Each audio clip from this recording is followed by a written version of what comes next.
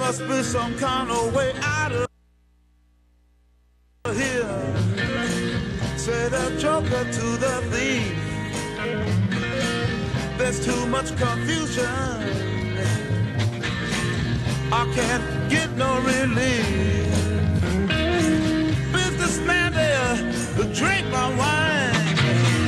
Plowman, dig. All right, welcome to the Young Turks. Lovely week ahead for you guys. I am your host, Cenk Uygur. J.R. Jackson's producing, Jesus Godoy is directing. We got a lot of news for you guys, some from over the weekend, obviously, and some from today. Number one, let's start with Bill Sparkman. This news came in over the weekend. Bill Sparkman, of course, is the census worker who was killed in Kentucky, and they found him in a rural cemetery in Clay County near Manchester, Kentucky. And he was bound and gagged and had the word "fed" scrolled into his body, and they have realized that he was asphyxiated. Always have trouble with that word. So they killed him. Okay, now, here are the interesting parts of the story. Number one, the police say that they have not yet determined whether it was a homicide, suicide, or accidental. His hands and feet were bound with duct tape. Now that's an awfully tricky suicide if that's the way he went. Do you hang yourself first and then bind your hands together? Or do you bind your hands together first and then hang yourself? I got news for you guys. That was a homicide. Okay, I don't know why they're being extraordinarily cautious about calling it a homicide when it's only the most obvious thing in the world. Don't get me wrong. Sometimes, you know, we've covered this before. There's like the kinky games, right? And so things can happen when in circumstances you might not expect.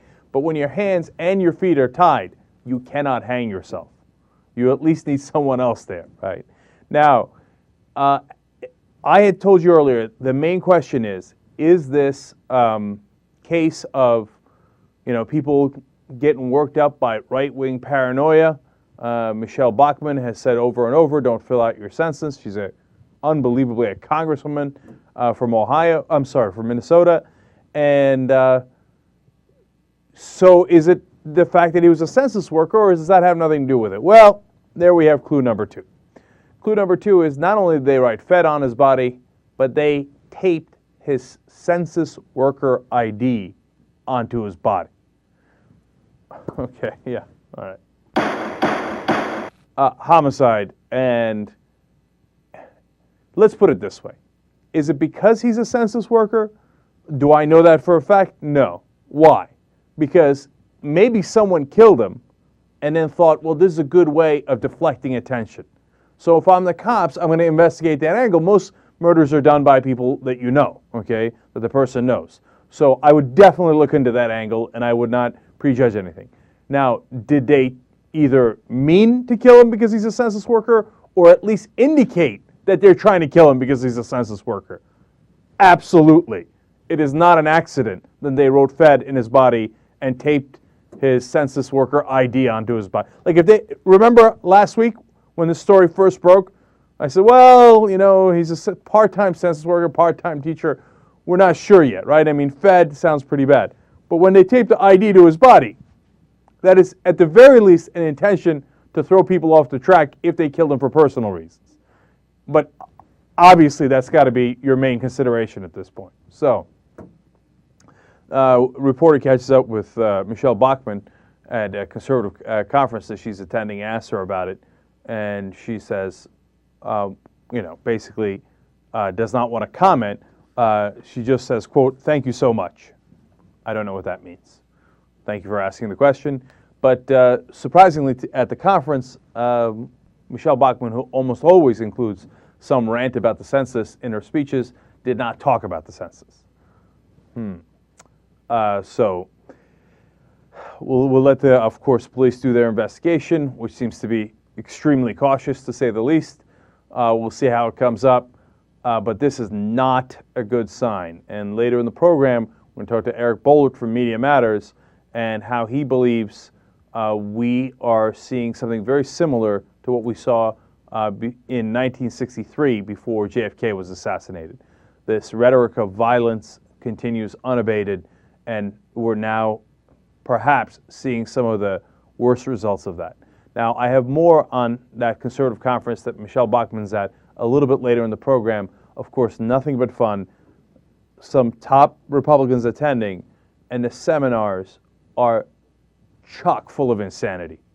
Nearly every seminar is, the seminars seem to be competing on who can put together the biggest lunatic seminar in this place. There's like apparently a prize handed out at the end. For quote-unquote reputable Republicans to show up to this thing is unbelievable. But one of the reasons I mention it now, and the fact that Michelle Bachmann was there, is to note its name. Are you guys ready for this? It's called How to Take Back America. That's what the Progressive Conference was called before we took back America. Okay, so they're just like, oh, Take Back America. That's kind of a catchy title. Let's swipe it. So there's a boom. Okay, How to Take Back America. We'll see you in St. Louis, which, by the way, was one of the first places I think that I'm not sure if I attended that conference there or a different lib conference. But I don't know. I found it interesting and funny that they named it that. By the way, they're thrilled with attendance. They're saying it's the most they've ever gotten in 39 years. 600 people went.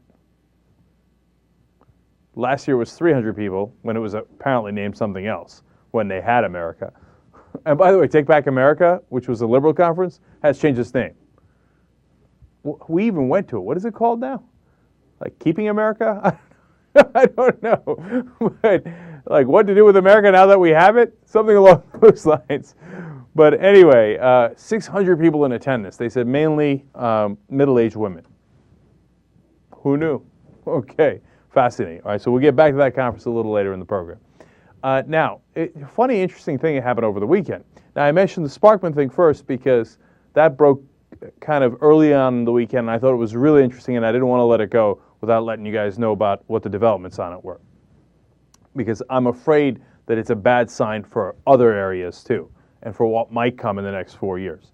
Now, other interesting thing that happened over the weekend, Sunday morning, I'm getting my lineup ready for fantasy football, and I get a call, and I assume that it's, going to be a guy that I just made a trade with, or maybe we're going to talk, football trades, whatever it is. No, it's Congressman Eric Massa. And he's like, Cenk, I just want to talk some foreign policy with you. I'm like, oh, that's awesome. Okay. And he was apparently listening to a rerun of ours on XM or Sirius, and we were talking about General McChrystal and Afghanistan and what to do there. And I mean, I like the guy just because he really cares, right? He's like, yeah, I think you really got it on Afghanistan, and here's what I think is going to be in the news a lot next 2 weeks is Iran, and here's how it relates to Afghanistan. And I was like, man, you're worked up over this. Okay, so God bless. Guess what? Congressman Massa is going to be on the program tomorrow to tell us which direction we should go in foreign policy, or he thinks we should go in foreign policy. He got so worked up on it that I'm like, it almost got to 10 o'clock California time, and I was like, I gotta enter my lineup, Congressman. Can I just holler back at you? I don't know. Anyway, so he was, one of the things he was worked up about was Iran. And by the way, before I go on, don't be confused. Yes, I thought it was super cool. Okay. And yes, I was a little swayed by it. Okay. And this is how things work. But I'm trying to keep it real. Okay. All right. Now, so on to Iran, the topic that he mentioned. Well, we got trouble in Iran. They are now conducting advanced missile tests. So we found out late last week, oh yeah, supplies, we've got another uranium enrichment center. And the only reason, of course, that they tell us that is because we already found out, and we were doing quiet diplomacy, including with Russia, to make sure that we've got our ducks in order for when we go to do real tough economic sanctions on Iran, including sanctioning their fuel, making sure that that can't get out. If we can actually, effectively sanction the fuel that they sell to the rest of the world, ooh, then they're in a lot of trouble. Those are real sanctions. They're not kidding around sanctions. So that's why it was so important to get Russia on board. And that's why Obama, getting rid of the missile shield as a part of a overall deal on Russia was very smart and the right way to go, okay? So they've got another uranium enrichment center, one that they should have told the IAEA about but did not. Now they're testing advanced missiles that can easily reach Israel, American bases throughout the Middle East, and parts of Europe. Okay. That's big trouble in Little Tehran. So I just made that up. All right, anyway, so now Obama is going around and collecting all the partners to make sure they're all on the same page. Hillary Clinton is talking tough. Now, nobody's talking about, except Sarkozy implied it a little bit, nobody's talking about military threats, even Defense Secretary Robert Gates saying that's very impractical. It won't work very well and will get us involved in a bigger and messier conflict. So that's not the direction they're going in, but they are going in the direction of economic sanctions that could really not just hurt Iran, but could cripple Iran's economy. And then how they react to that is a really interesting question. And Congressman Massa has some thoughts on that, which hopefully he'll share with us tomorrow. Okay, so we got to look out for this thing. It's already a big story, and it's going to be an even larger story as we go forward. One last note on that is, I read an AP story, Associated Press, on how we discovered Iran's secret nuclear site, right? And I was like, oh man, this is going to be good. I can't wait to find out, because I don't know, that intrigues me, right? It turns out we just did satellite images, and we're like, hey, look, they're digging a hole over there. That's kind of weird. Wow, that's a really large hole. Oh, look at that. They're bringing in things that might help build centrifuges. So, you know what, though? That was really encouraging. I was like, nah, look at that. Turns out that satellite stuff works. Because it seems like we've had that satellite images that, you can almost see the guy's face from that's on the ground forever now, right? Yet we're always taken by surprise by things. Like Saddam had no nuclear, now forget nuclear program, no weapons of mass destruction at all. Who saw that coming? Why don't we do a satellite image of the country? Now don't get me wrong, I know what a lot of you are thinking. No, we knew. We just didn't want to know, right, that he didn't have a program. But from time to time, Iran will surprise us, and other countries will surprise us. Here, look at that. Hey, competent intelligence. It works. And then when Iran was busted on it, they're like, yeah, all right, you got us.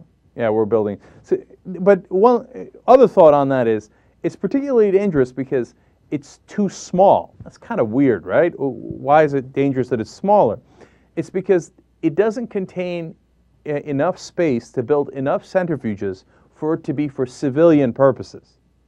So it's not like they're doing a nuclear energy program there that they're going to use inside their own country. It's only big enough for weapons purposes. So, more bad news. All right, we'll have to obviously stay on top of the story, see how Obama and the rest of the allies react, and then see how Iran reacts to that, which ought to be very interesting. All right, we're going to take a quick break here. Come back, have a lot more for you. Bill Clinton goes on the warpath a little bit. That should be interesting. Let's check it out. Young Turks.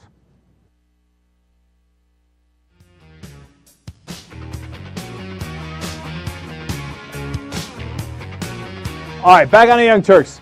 The Democrats have been weak for so long that it's kind of shocking to see any Democrat that's strong. It becomes major news. Alan Grayson's one of those guys. I'm just telling this because I know a preview of what we're going to discuss a little later. He actually did something that I thought was very bold. He's a new Democratic congressman from Florida. We'll bring that to you in regards to the financial industry a little bit later in the program. Okay, and of course we've got healthcare news as well. But first let's start with Bill Clinton, as I promised you. Now there are a lot of details coming out about Bill Clinton because of Taylor Branch's new book. He's a guy that sat down with the president for many, many years when he was in the White House. And Bill Clinton told him all of his private thoughts and feelings and comments at the time. And he wanted to record it for posterity's sake. And he took the tapes and hid them in his sock drawer, Bill Clinton did. And then meanwhile, the author would go home and he would dictate into his own tape recorder the conversation that they had that night, whether it was half an hour, sometimes many hours, right? And apparently those recollections match up, and we've got a book coming out, and it's got a lot of interesting details. All right, number one, Bill Clinton would often complain, and now this is being spun by the press as, oh, he was whining, right? Often complain about the right-wing conspiracy, these guys who were, basically out to get him because they were, and how the press was basically gullible and complicit. How they wanted to make the headlines, they wanted to prove that they were, independent and, and go after him and show that they were tough critics of his, and thereby leading into the exact kind of attack machine that the right wing wanted to play on him. Okay, there was one interesting thing from Alan Simpson when he once apparently ran into Alan Simpson, who was a former senator, Republican senator, of course, and he asked him, "Hey, do you really believe that the president has done something terrible in Whitewater?" And Alan Simpson responded, quote, "Oh, hell no. But our goal is to make people think you did," telling the president. So we can pay you Democrats back for Iran-Contra. Okay. See, again, projection, right? Now, when we wonder, hey, should we go after Bush and Cheney for breaking the law on torture or illegal wiretapping, what do Republicans say? Oh, that's political payback. Why? Because that's what they would do. They wouldn't give a damn if it's true or untrue, if it's legal or illegal. They would just want political payback, just like they did to Bill Clinton.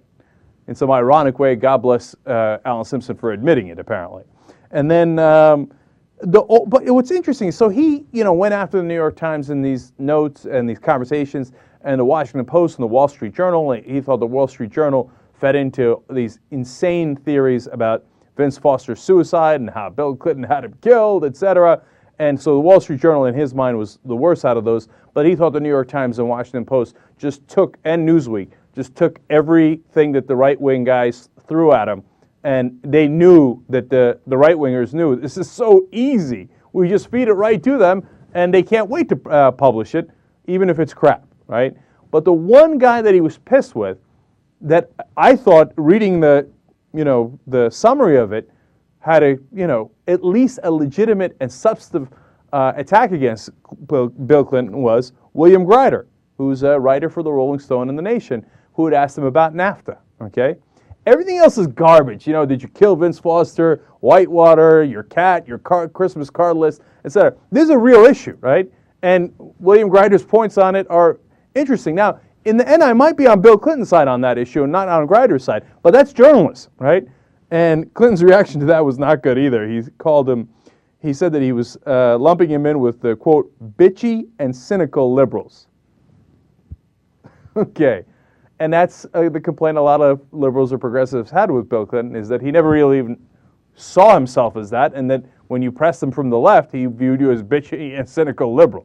So, look, there was that too, and I'm glad that there was real journalism that pressed him on issues that he needed to be pressed on, as well as the ridiculous journalism that went on during the Clinton administration. So when I see that they portray him as whining overall, look, I hear you, and there's some substance to that, especially as you see it as related to William Greider. But most of it is because he was right. They were out to get him.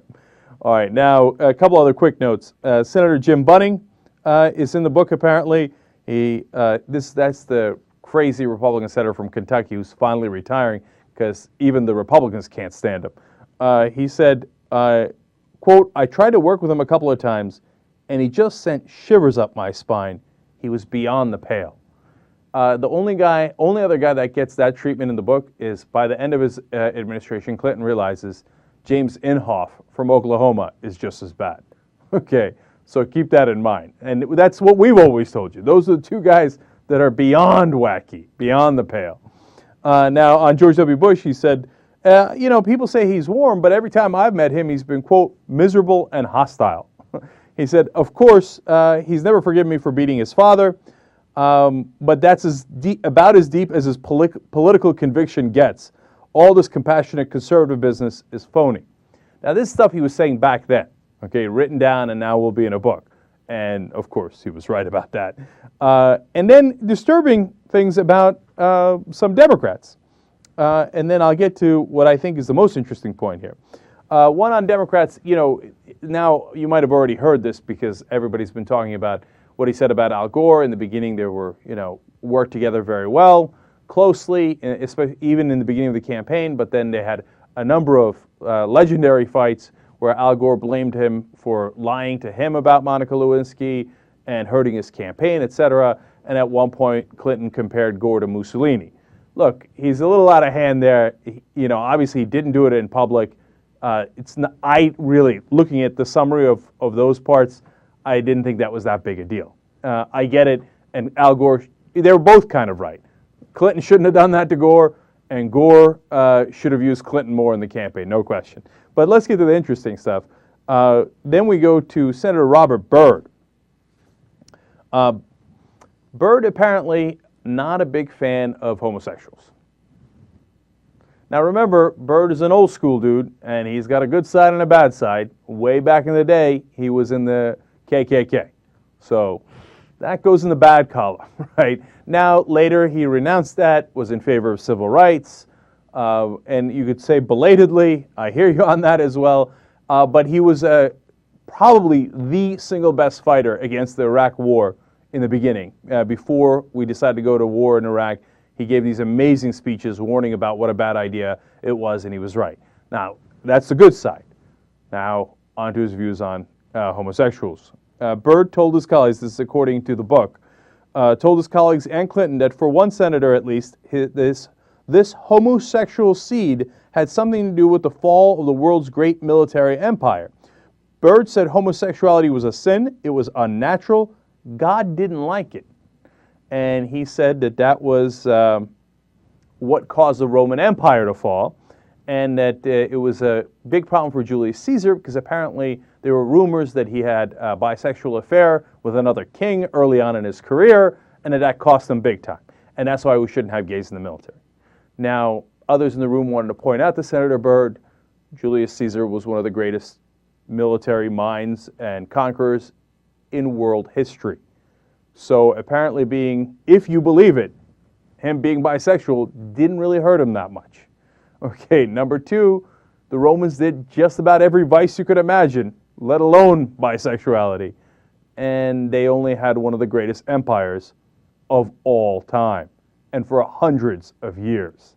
But that kind of logic apparently escaped Senator Byrd. So the interesting little tidbits on the background of things that I wanted to share with you, and there's foreign policy stuff in here too. Boris Yeltsin, you remember, former president of Russia, hanging out in Washington, guest of the White House. He's close to the White House. The place, I forget right now what the name of the house is, but it's the house that Bush didn't let Obama into during the transition, which is what you're normally supposed to do because they had foreign dignitaries there. And that's where they keep the foreign dignitaries. Boris Yeltsin gets out in the middle of the night trying to get pizza in his underwear. Drunk out of his mind, okay, as is usual. Another time he tried to escape because the guards were trying to keep him inside because he's so damn drunk and he's running around in his underwear. He tries to escape through the basement, and then they didn't know who he was, so the guards there locked him up. And then they had to come and say, no, no, no, that's the leader of Russia. Let's bring him back to his room. Okay? All right. Now, what I found to be the most interesting out of all this, and perhaps the reason I bring it up in the first place, the feud with CNN President Tom Johnson that Bill Clinton had.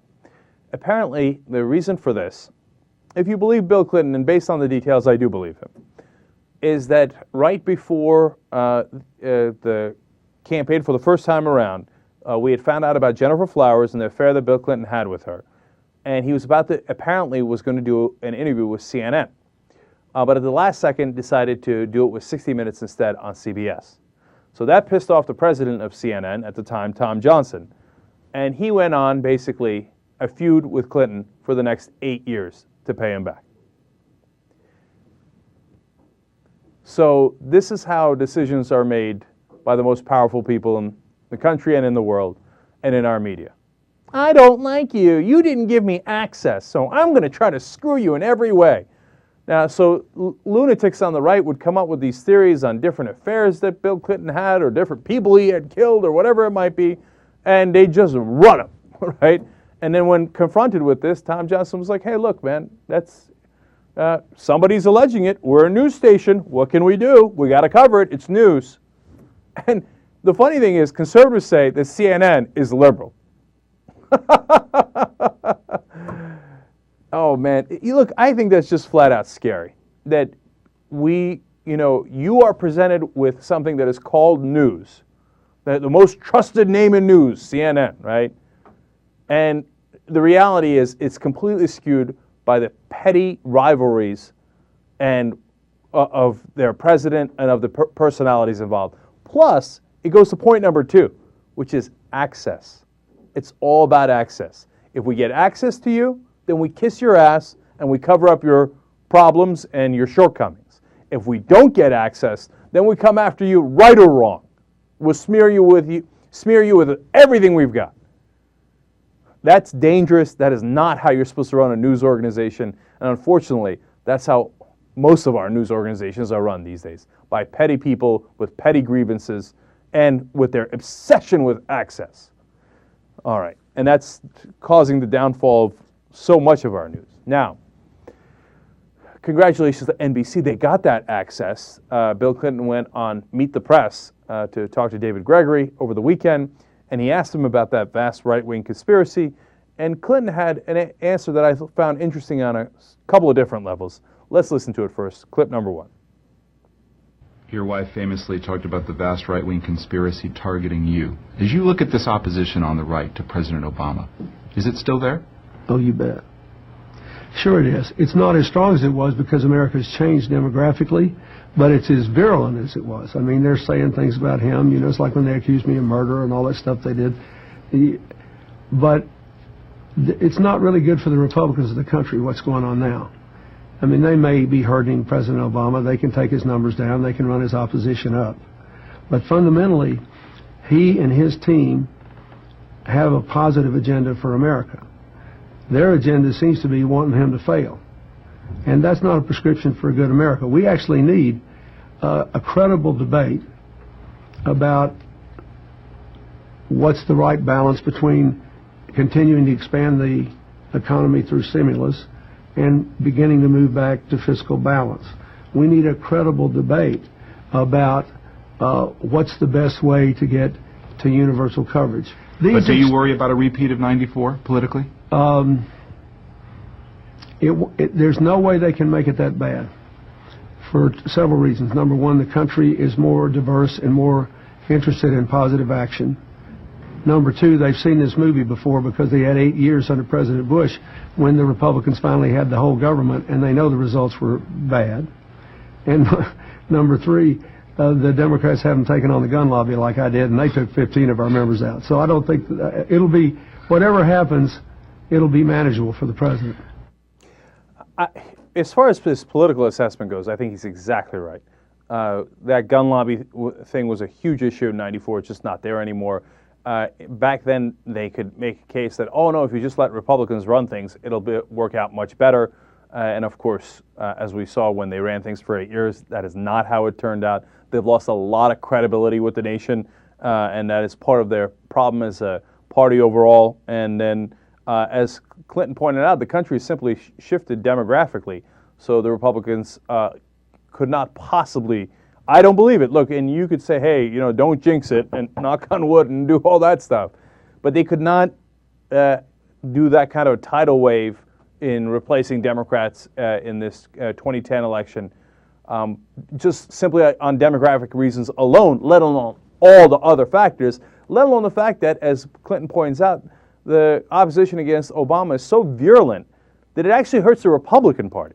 Yes, it hurts Obama's poll numbers, and if he doesn't respond, you know, it'll hurt his chance of health care reform passing because they go negative and they attack, and tear things down. But in the end, who's going to vote for that? You know, who's going to, in the long run? Yeah, you know, and as I've said right from the beginning, which is that, yeah, they might pick up a couple of seats in 2010 because that is the nature of politics, that the guys who are in charge get attacked and it's harder to defend those seats, right? But in the long run, 2012 and beyond, and maybe even in 2010, depending on how politics goes, and how these issues get played out, this is not how you run a credible debate and a credible party. You don't. People vote based on hope and positive messages. And you know, you could say a lot of bad things about Ronald Reagan, and you might say he was faking it, but he did run on hope and a positive message. That's the way it was spun, and the American people bought it. These guys, who wants to vote for the deathers and the birthers and the lunatics on the right wing now? They're good at tearing things down, but they are not good at building things, including their own party. So I think Bill Clinton's assessment is dead right on that. And I liked what he said about having a credible debate. That's what we say on the show all the time. Look, there are legitimate issues that need to be debated, and whether that's criticism from the left or the right, and the right can and sometimes does have legitimate criticism. Keeping the budget in check is an important priority. Now, I know that when they were in charge, they didn't do it at all. They made things much worse. But nonetheless, it's important that somebody voice that within the debate.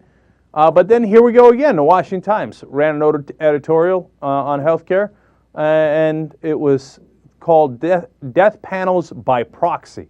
And they found another line in the healthcare bill that talks about containing costs.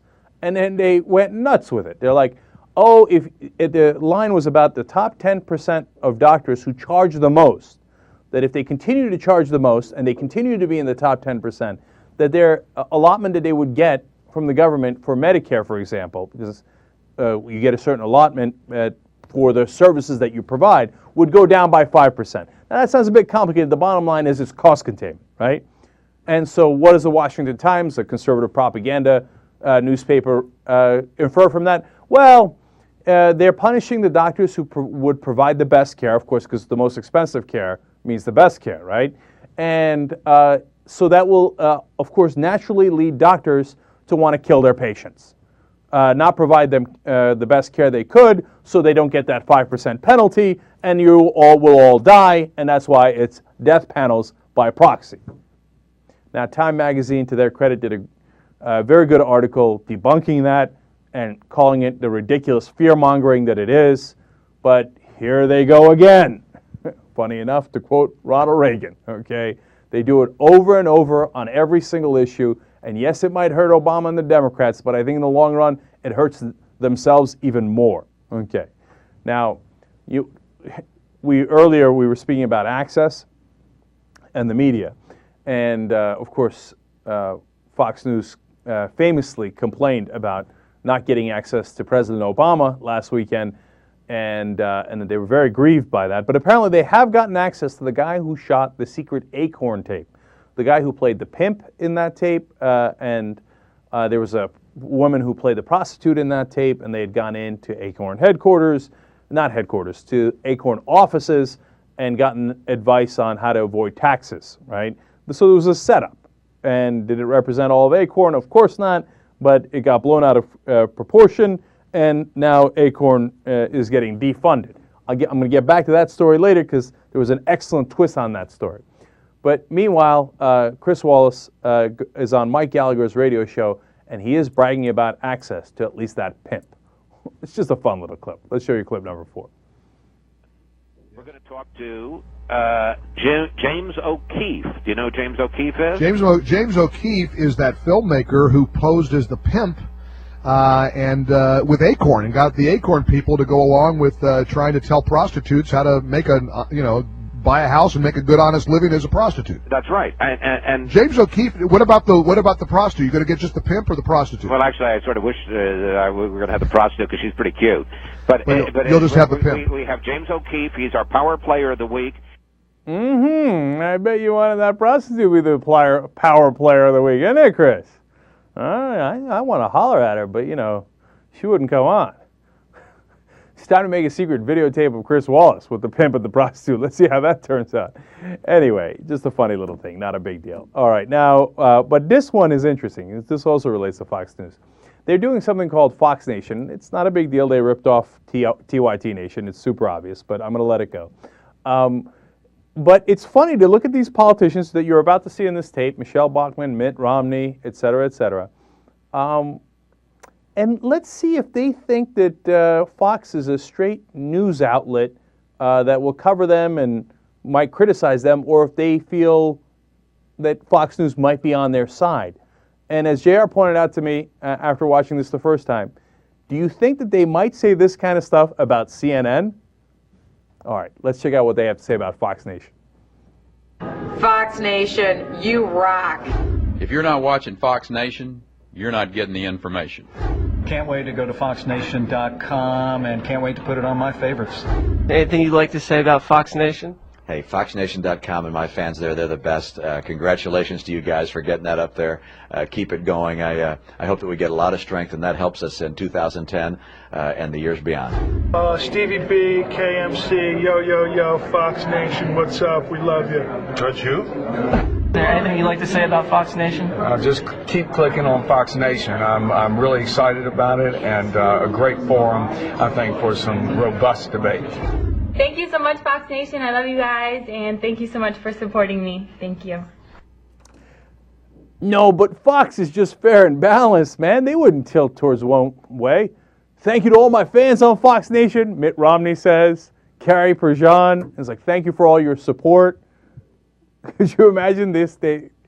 Any of them saying this about ABC Nation or CBS Nation or any of those things?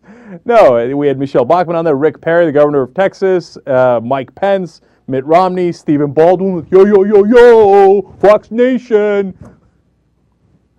Poor son of a bitch.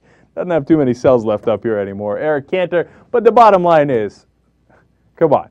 These guys are fair and balanced, then why do these Republicans love them so much? Come on, keep it real. Keep it real. That's what we do. And you know what, Fox Nation, it's all right. TYT Nation's not going to sue you for ripping us off. Raider Nation, that might be different. I'm going to have to talk to Al Davis about that. All right, Young Turks, we'll be back. All right, back on the Young Turks. Now we're going to talk to Adam Green. He's the founder of Progressive Change Campaign Committee. Now, we talk to these guys fairly often. Why? Because they're the ones out there kicking ass and taking names. So, Adam, welcome back to the Young Turks. Thank you. Good to be here. Now you're going after Max Baucus, from what I understand. Yep, it's time. It's time. All right. So before we do anything else, let's watch the ad that the PCCC, along with Democracy for America, that's the Dean Group, put together against Max Baucus running in Montana. Let's watch. My name is Bing Perrin, and I live here in Billings, Montana, with my beautiful wife and baby boy. Last June, I collapsed because of congenital heart problems. I need open heart surgery, but have no insurance, and no company will insure me. My friends and family have been a blessing. With hearts as big as the Montana sky, they have helped with bake sales and benefits. But my wife and I still owe over $100,000 in medical bills. None of this debt would have piled up if I had had the option of buying into a public health insurance plan. Private insurance companies need competition. They profit by denying care to people like me. Senator Baucus, when you take millions of dollars from health and insurance interests that oppose reform, and oppose giving families like mine the choice of a public option, I have to ask, whose side are you on? The Progressive Change Campaign Committee and Democracy for America are responsible for the content of this advertising. Booyah. That's how you go get them. All right, now, Adam, why go after Max Baucus now? Well, why now? Because the Senate Finance Committee is voting this week on amendments to Max Baucus' bill that will be offering the public option. And Max Baucus is the chairman of the committee and is playing a pretty pivotal role. Also, his own constituents want the public option, so we figured it was time to make him come face-to-face with some of his constituents and hopefully pressure him to do the right thing. Adam, how do you know his constituents want a public option? Well, there was a poll done a few weeks ago, Research 2000, and it actually showed that 47% of his constituents wanted it, 43% opposed it, 10% were undecided. And that was in a ruby red state like Montana. One thing that I actually found really fascinating was a new New York Times poll on Friday that showed 72% of Americans, including 50% of Republicans, want this public option. So, Max Baucus really should be accountable to those that he's representing, and if he's the chairman of this national committee, he should also be accountable to the American public at large. I thought that New York Times CBS News poll said it was 65% that wanted the public option. Overall? Yeah. I think it said 72%. All right. The link right now. Either way, it's a very large number. Let me share one encouraging thing with you, Adam. I was reading an Associated Press article today on Olympia Snowe and how some people are calling her President Snow and how powerful she is. But within that article, they had her interacting with somebody from Maine, and the person said, hey, we want the public option. We even want single payer. And she said, well, not all of you want the public option, referring to Maine. And then the writer at the Associated Press said, Olympia Snowe holds a minority position in America and in her own state against the public option. Yes, if you're asking, do I take credit for that? I do. I'm not sure the Associated Press actually talked to anybody from our team, but that was the entire point of our ad last week targeting Olympia Snow. She is totally out of step with her own constituents. The most recent poll there shows that by a 2-to-1 margin, Maine people want the public option, 3-to-1 among independent voters. And the fact that she said to that person, not everyone supports it, I don't know, it just shows how completely out of touch she is. It's pretty annoying. No, I'll tell you what, though, Adam, that is a big accomplishment. I don't know if it was, just PCCC and Democracy for America and these ads that you guys have been running, but it's certainly a part of the reason why. And for the Associated Press to actually flat out say that someone who's against the public option is in a significant minority in their own state and throughout the country. I mean, one, it's entirely true. Yep. And two, it's shocking. How did they write something so true? It's a great point. I definitely noticed it. I don't think I got the true gravity of it until right now, you saying it. Right. Now, well done. Thank you. So now that seemed to have worked at least a little bit in Maine. You go after Max Baucus, who's a Democrat. Does that cause any repercussions? Does anybody from the White House or any other progressive group come over to you guys or the Democracy for America guys and go, whoa, now let's take it easy? They haven't contacted us. I think given the fact that we also at one point ran a New York Times ad pressuring Obama, they know that we're probably not going to listen to them.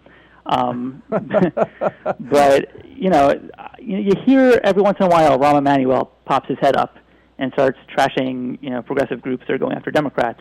I don't get that, unless it's totally a game and they actually get why we're doing it. I would fully expect them to embrace us putting pressure on folks like Olympia Snow and Max Baucus. It totally should fit into their negotiation strategy, assuming they have one. Right, or assuming that they actually want things to get done like the strong public option. And that is not a fair assumption because by all reporting, it seems to indicate that they largely agree with Baucus's bill, which is one of the central problems in the first place, and why they wouldn't come to you because they know you're against that. So let me understand the mechanics of this a little bit better. So how do you find the money to run these ads? How much money do you need to run how many ads in Montana? How does that work? Yeah. So, well, first, where do we get the money? We have this website up, healthcarecan'twait.com. It's kind of the hub where our Baucus ad is, our Snow ad is, and our previous ads are. And this ad is actually amazing. In just 7 hours, we've raised $58,000 toward our goal of $100,000. Again, that's healthcarecan'twait.com for those that are interested.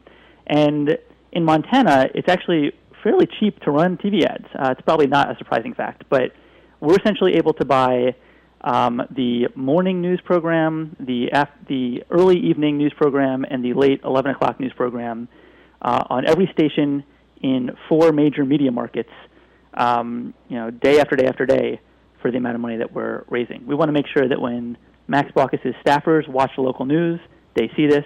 Other Politico people, watch the news, they see this. And we're also going to air some of the, some time in Washington, D.C. to make sure that political insiders here see it. So, it probably wouldn't be the same thing if we were targeting, say, a Dianne Feinstein, where the L.A. media market would just consume this money in an instant. Well, in a place like Montana, it goes a long way. We're talking to Adam Green. He's the founder of the Progressive Change Campaign Committee. There's a great irony there because the fact that they're from small states allows lobbyists to buy people like Max Baucus easier, but it also allows you guys to target them easier because it buys so much more airtime. If you raise $100,000 through the website, how many ads can you run? Like you said, you morning news, evening news locally in Montana. In how many cities for how many days, roughly? Right. It's definitely. There's a difference between buying it on broadcast TV and cable. If we were just buying on cable like CNN and MSNBC, $100,000 would buy thousands of ads. Given that we've made the decision to do it on broadcast TV, which is more expensive, it'll probably be in the high hundreds. And again, our main goal is to make sure that every single news show is covered with these ads, to make sure that those who are most prone to be following this issue are seeing it. All right, Adam, one more thing. How do you find a guy like Bing? We had us in Democracy for America emailed our list and asked them to go to our website and tell us their story. And hundreds and hundreds of people from many states told their stories. And we then had a vetting process where we read them over, essentially ranked stories, figured out which ones would be the promising one, and then we called those that looked most promising. One of the people on our staff, Max Berger, was the first to call Bing and said, this guy is amazing, and then we kind of had follow-up conversations, and that's how things went. And we have people from other states as well, including the state of Nevada, hint, hint, coming up. And it's time, again, to make these politicians come face-to-face with their constituents. It's easy for them to write off, a big out-of-state group doing a consultant-driven fluffy ad. But when they actually have to face their constituents and answer to them, it makes a big difference. Yeah, and it's now on the bad side of the ledger in terms of the press. Wall Street Journal had an article about how Harry Reid's in a lot of trouble in Nevada in the poll numbers, and then without any facts at all, they said it's because he's too liberal. Right, it's crazy. But there was no polling to indicate that. Nothing. They just threw that out there as if it's true. Yeah. All so right. Before we go, let me just get one thing out there. So in the next couple days before the September 30th fundraising deadline, a lot of your listeners will get fundraising requests from groups like the Democratic Senatorial Campaign Committee and maybe folks like Harry Reid asking for money. And it would be an entirely appropriate response to push reply and say, I will not give you money again until Senate Democrats pass a public option. And if you were thinking about giving money, well, go to healthcarecan'twait.com and help us pressure these Democrats. But it's time for Democrats to assert, progressive Democrats to assert our leverage, assert our role in the political online fundraising marketplace, and vote with our dollars. And between now and September 30th, when there's this big fundraising crunch, this is the time to do it. Well, money talks, and if you want the public option, then you put your money behind it, and that will do a lot of talking in politics. All right, Adam Green from PCCC, thanks for joining us on the Young Turks. Yep, take care. All right, Young Turks.